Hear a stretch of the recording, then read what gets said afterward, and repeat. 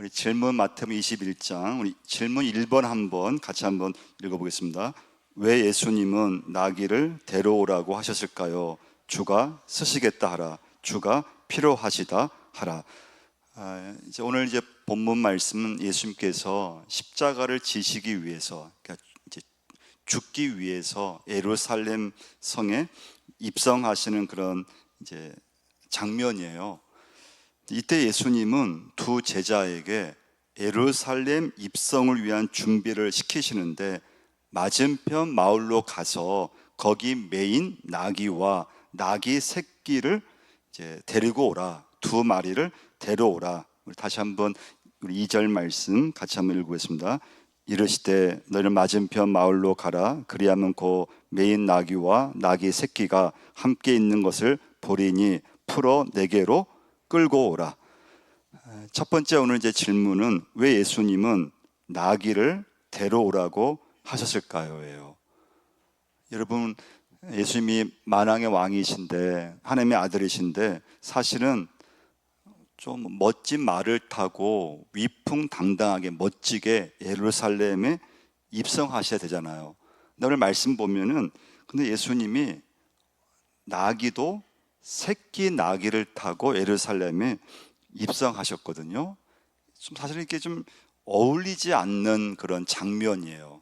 예수님은 만왕의 왕이시고 메시아신데 근데 정작 그분이 타고 있는 것은 어른 나귀도 아니에요. 새끼 나귀를 타고 이제 입성하시는 거예요. 그 어린 나귀는 평화의 상징이에요. 이 나귀는 한 번도 누가 타보지 않는 나귀예요. 그러니까 사람이 한 번도 타지 않은 순수하고 아주 순결한 새끼 나귀였어요. 그러니까 이것이 의미하는 것은 예수님은 평화와 순결을 상징하는 어린 나귀를 타시고 예루살렘에 들어가셨어요.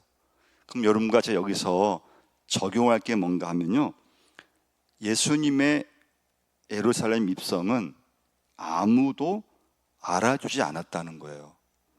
그냥 예수님께서 스스로 그냥 준비된 나귀를 타고 그것도 새끼 나귀를 타고 스스로 입성하셨어요. 여러분, 사람은 보통 사람들은 여러분과 저는 어디에서든지 어떤 대접을 받느냐에 따라서 굉장히 그게 우리 인생에서 많은 걸 결정할 때가 굉장히 많아요. 내가 어떤 대접을 받느냐. 그래서 여러분, 내가 받아야 될 대접을 받지 못하면 거의 다 화를 내게 되어 있어요. 화가 나요.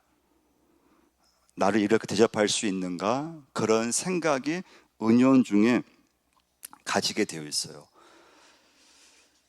그 이유는 왜 그런가 하면요, 세상이 그렇게 만들기 때문에 그래요. 이 세상은 우리 사람을, 여러분과 저를 대접을 받게끔 그렇게 이렇게 만들어가고 있는 건 세상이에요. 그래서 여러분과 제가 교회 안에 있지만 좀 내 생각대로 내가 좀 대접을 받지 못한다는 생각이 들면 그게 가정에서든 교회에서든 뭐 직장에서든 화가 나요, 화가.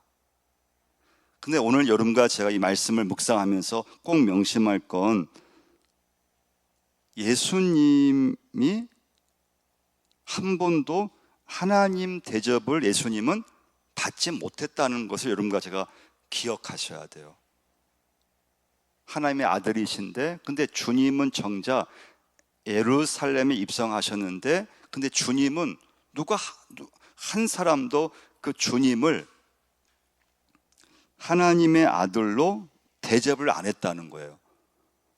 물론 주님이 어린 나귀 새끼를 타고 이제 입성할 때 사람들이 뭐 호산나 하면서 외쳤지만 그것은 굉장히 인간적인 그런 좀 환영이었지 하나님의 아들로서 그 주님을 정말 이렇게 대접하는 의미로 환영한 건 아니었다는 거예요. 그런 수백 마리 군마의 행렬이 아니라 나귀, 그것도 나귀 새끼를 타고 오셨다는 거예요. 여러분과 제가 예수를 믿으면서 정말 누군가를 사랑하면은 자존심을 버리게 되어 있어요. 자존심이 중요하지 않아요. 정말 사랑하면은 자기 위치를 버리게 되어 있어요. 자, 그래서 영적인 사람은 자기가 어떤 대접을 받느냐에 따라서 행동하지 않는다는 거예요. 내가 주님 안에서 내가 어떻게 내가 사랑해야 될지, 어떻게 내가 섬겨야 될지, 거기에 따라서 행동함을 꼭 기억하셔야 돼요. 그러니까 믿음의 사람은, 여러분과 저는 그냥 주님 안에서의 믿음, 또 그 신앙, 그 은혜가 있어서 그냥 그렇게 사랑하고 섬기고 그냥 교회 봉사하고, 근데 세상에서는 그렇지 않다는 거예요. 세상 사람들은 자기가 어떤 대접을 받느냐에 따라서 행동이 달라진다는 거예요. 근데 여러분과 저는 그쪽으로 가면 안 된다는 거예요. 예. 그러니까 자꾸 여러분, 세상에서의 어떤 내 자신이 어떤 대접을 받느냐에 너무 여러분 그쪽에 신경을 쓰면 안 돼요. 그런 마음을 빼앗길 때가 굉장히 많아요. 자, 예수님은 제자들한테 동네 맞은편에 가서 나귀와 새끼 나귀를 끌고 오라고 했잖아요. 근데 문제는 남의 나귀잖아요. 남의 이게 소유예요. 제를 질문을 했어요. 혹시 누가 보고 왜 그 나귀를 왜 가져가냐 물으면 뭐라고 대답해야 됩니까? 그때 주님께서 뭐라고 했습니까? 3절 한번 읽어보겠습니다. 만일 누가 무슨 말을 하거든 주가 쓰시겠다 하라. 그리하면 즉시 보내리라 하시니. 그럼 이 말씀에서 뭘 알 수 있을까요? 이 나귀의 주인은 믿음이 있는 사람이라는 거예요. 이 나귀의 주인은 믿음이 좋은 사람이라는 거예요. 그러니까 예수님이 이 말씀을 하실 때 뭐 갈등하거나 미안해하거나 그런 표현이 전혀 없어요. 그러니까 모르는 사람한테 이것을 가서 나귀를 가져오라고 한 것이 아니고, 이미 이 주인은 하나님이 선택한 사람이고 하나님이 준비한 사람이고, 어쩌면 주님과 오래전에 좀 관계를 맺었던, 믿음이 좋았던, 그래서 주님이 쓰시겠다고 하실 때 이 사람의 마음이 기뻤다는 거예요. 할렐루야. 주님이 쓰시겠다. 얼마나 큰 축복인지 모른다는 거예요. 그럼 이 말씀이 여러분과 제가 적용할 건, 그럼 주님께서 여러분과 저에게 있는 뭐 돈이라든가 나의 재능이라든가 나의 시간이라든가 이걸 주님께서 쓰시겠다고 하면은 그게 얼마나 큰 기쁨이냐 이거죠. 큰 축복이냐 이거죠. 근데 그것은 믿음이 없으면, 주님이 쓰시겠다 하셨을 때 믿음이 없으면 기쁘지 않는 거예요. 아, 이건 내 것인데, 아, 이건 내 소유인데, 이건 내 돈인데, 내 시간인데, 아, 이건 내가 이것을 써야 되는 것이지. 그러면서 믿음이 없으면 주님이 쓰시고자 하실 때 그걸 들을 수 없다는 거예요. 이게 오늘 첫 번째 메시지예요. 두 번째 우리 메시지는 질문 2번 한번 보시면요. 같이 한번 2번 한번 읽겠습니다. 예수님은 왜 잎이 무성한 무화과 나무를 저주하셨나요? 자, 성전을 떠나신 예수님은 성박 베나니로 가셨고 거기서 하루를 지내셨어요.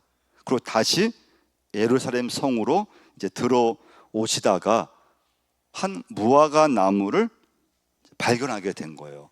근데 그때 예수님은 좀 시장하셨어요. 먹지를 못했어요.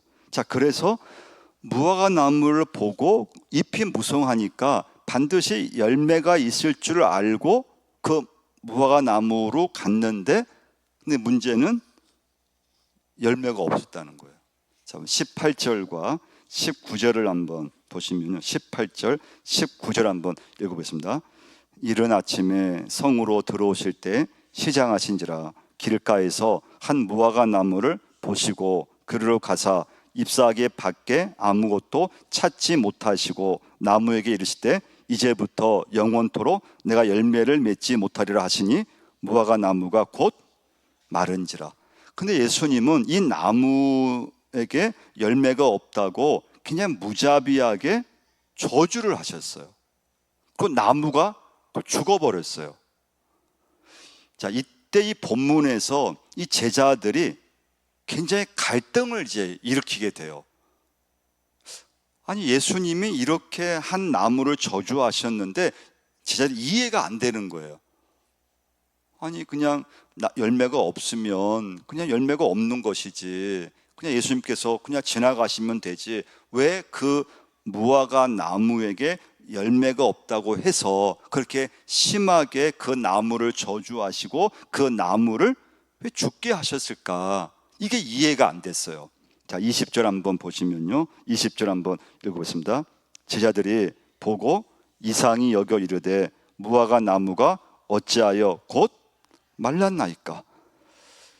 그러니까 이해가 안 되는 거예요. 예수님이 다 이렇게 하는 그런 말씀이든지 그런 행동이 이해가 되는데, 이 무화과 나무에 열매가 없다고 해서 그 나무를 이렇게 저주를 하고 그 나무를 이렇게 예수님께서 그냥 죽게 만드는 거, 이것은 이해가 안 됐어요. 그 왜 예수님께서 왜 이렇게 하셨을까요? 예수님이 너무 시장하셔서 배가 고파서 근데 열매를 먹으려고 했는데 열매가 없어서 그냥 화풀이로 무화과 나무를 저주한 건 아니에요. 영적인 이유가 있어요. 영적인 이유예요. 비록 그것이 한 그루 무화과 나무라 할지라도 열매를 맺지 못한다면 이러한 심판과 저주를 받게 된다는 것을 가르치기 위해서 그 무화과 나무를 그렇게 주님께서 선포하신 거예요. 그래서 여러분과 제가 오늘 두 번째 이 메시지 질문에서 적용할 건 뭔가면요, 신앙은, 믿음은 열매를 통해서 알 수 있음을 꼭 믿으시기를 바랍니다. 여러분과 저의 믿음은 뭘로 알 수 있느냐? 내가 지금 예수 믿으면서 어떤 열매를 맺고 있는가? 근데 내가 평생 교회를 다녔고 평생 내가 예수 믿는다고 했는데 근데 막상 잎은 무성한데 열매가 없다면 여러분과 저도 주님으로부터 이런 무서운 심판을 받게 된다는 거예요. 그러니까 굉장히 오늘 이 본문의 말씀은 좀 무서운 말씀이죠. 굉장히 이 말씀은 그냥 여러분과 제가 그냥 이렇게 쉽게 넘어갈 수 있는 그런 사실은 본문은 아니에요. 그럼 나도 그러면 지금 신앙의 좋은 열매를 맺고 있는가? 아니면 열매가 없이 입만 무성한 믿음은 아닌가? 여러분과 제가 한번 내 자신을 돌아보셔야 됩니다. 우리 마태복음 7장으로 가서 16절을 한번 찾아보겠는데요, 예수님께서 얼마나 열매가 중요한가를 말씀해 주셨어요. 마태복음 7장 16절을 한번 찾아보시면요, 마태복음 7장 16절에서 21절까지 한번 읽어보겠습니다. 그들의 열매로 그들을 알지니 가시나무에서 포도를 또는 엉겅퀴에서 무화과를 따겠느냐? 이와 같이 좋은 나무마다 아름다운 열매를 맺고 못된 나무가 나쁜 열매를 맺나니 좋은 나무가 나쁜 열매를 맺을 수 없고 못된 나무가 아름다운 열매를 맺을 수 없느니라. 아름다운 열매를 맺지 아니하는 나무마다 찍혀 불에 던져지느니라. 이러므로 그들의 열매로 그들을 알리라. 나더러 주여 주여 하는 자마다 다 천국에 들어갈 것이 아니요 다만 하늘에 계신 내 아버지의 뜻대로 행하는 자라야 들어가리라. 할렐루야. 입으로 주여 주여 한다고 천국에 들어가지 않는다는 거예요. 내 아버지의 뜻대로 사는 사람, 내 아버지의 뜻대로 행하는 사람, 그렇게 믿는 사람만이 천국에 들어간다는 거예요. 요한복음 15장 8절 말씀이죠. 너희가 과실을 많이 맺으면 내 아버지께서 영광을 받으실 것이요 너희가 내 제자가 되리라. 근데 이제 오늘 말씀에서 근데 제자들이 놀란 것은 뭔가 하면 예수님이 말한 대로 무화과 나무가 즉시 말라버렸다는 거예요. 다시 우리 마태복음 21장으로 와서요. 어떻게 말 한마디에 무화과 나무가 죽을 수 있는가? 우리 마태복음 21장 21절과 22절 한번 읽어보겠습니다. 예수께서 대답하여 이르시되 내가 진실로 너희에게 이르노니 만일 너희가 믿음이 있고 의심하지 아니하면 이 무화과 나무에게 된 이런 일만 할 뿐 아니라 이 산더러 들려 바다에 던져지라 하여도 될 것이요 너희가 기도할 때 무엇이든지 믿고 구하는 것은 다 받으리라 하시니라. 할렐루야. 마지막 메시지는요, 모든 능력과 기적은 예수님의 말씀을 믿고 의심하지 않으면 일어난다는 거예요. 오늘 여러분과 제가 이 말씀을 꼭 붙잡고 믿어야 될 하나님의 말씀인 줄 믿습니다. 그래서 마태복음 7장 7절 말씀이죠. 구하라 그럼 너희에게 주실 것이요 찾으라 그러면 찾을 것이요 문을 두드리라 그러면 너에게 열릴 것이니 구하는 이마다 얻을 것이요 찾는 이가 찾을 것이요 두드리는 이에게 열릴 것이니라. 이 믿음을 여러분과 제가 가져야 돼요.